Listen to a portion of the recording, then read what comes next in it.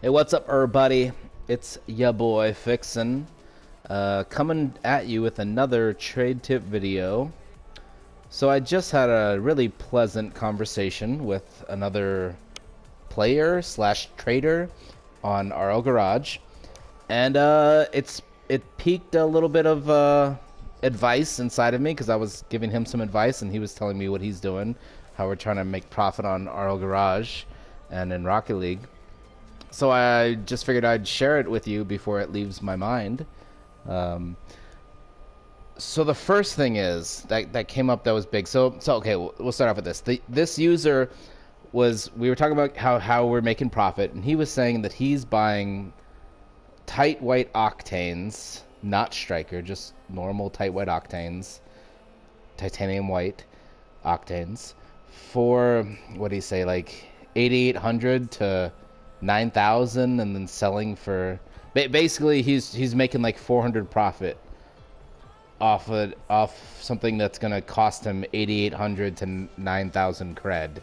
And I was telling him, yeah, that's way too much risk to put into it versus the reward of only 400 cred.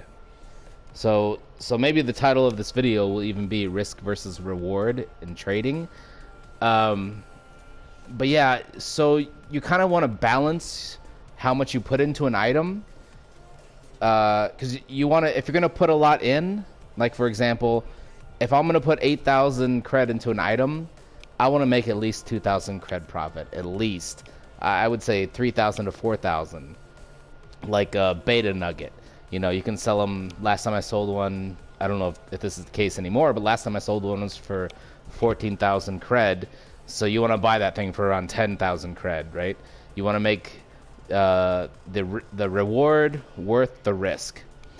So he was telling me he's buying these tight white octanes, making 400 cred profit, you know, and it seems like he's doing it a lot. They're easy flips, so it's not like he's holding on to them for too long, which I could see the value in that. But the thing I always worry about when buying anything is because Psyonix, the makers of Rocket League, are constantly trying to F us over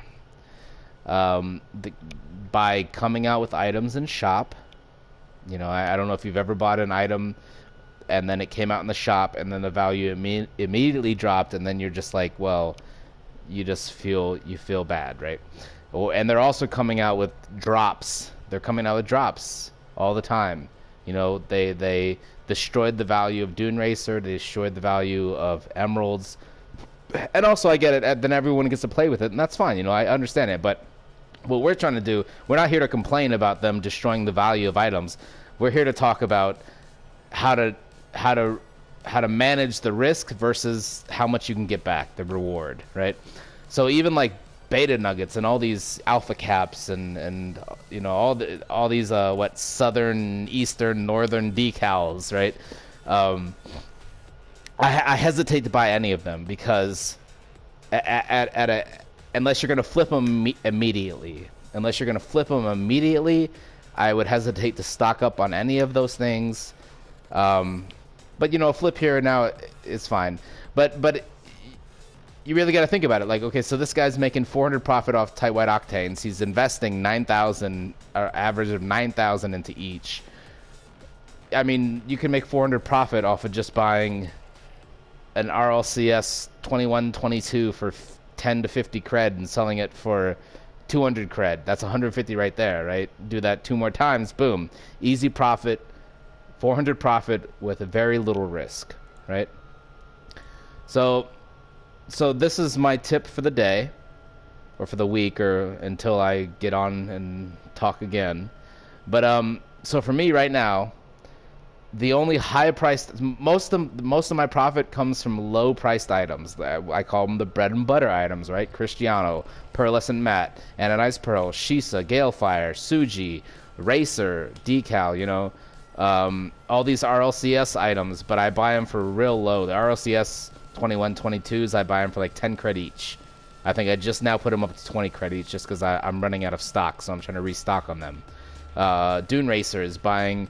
I was buying them for 50 cred each for the longest time. I think I lowered that recently because being able to sell them back, I can only get 200 off of them, so I'm paying 20 cred each now. And offering so low means you won't be able to buy as many, but it also means if it drops, you won't take a loss. You'll still be able to make profit if you resell it.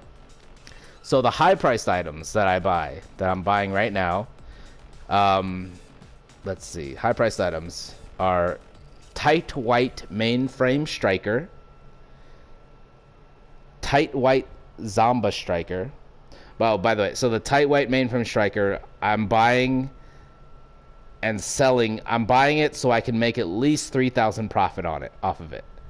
And what that does is, first, if I can sell it for and make 3,000 profit, then that's awesome. But if it suddenly drops again, then I can still probably make at least 1,000 profit off of it. So I'm not taking a loss. You always want to be able to balance so that you don't take a loss and adjust your buy prices accordingly. Same with tight white Zomba strikers, make about 1,000 profit off those, and tight white Fennec strikers, 1,000 profit off of those. And then everything else, you're just making 100, 200, 300 profit off of, but you want to make sure you're always buying for lower depending on the item. But anyway, back to the mainframe, the Zombas, and the Fennecs. The reason I'm buying those, even though I consider those high-priced items, anything over like 2,000 cred, I consider a high-priced item, 2,000 or above. And the reason I'm buying those is because they came out in shop recently. They all came out in shop last year.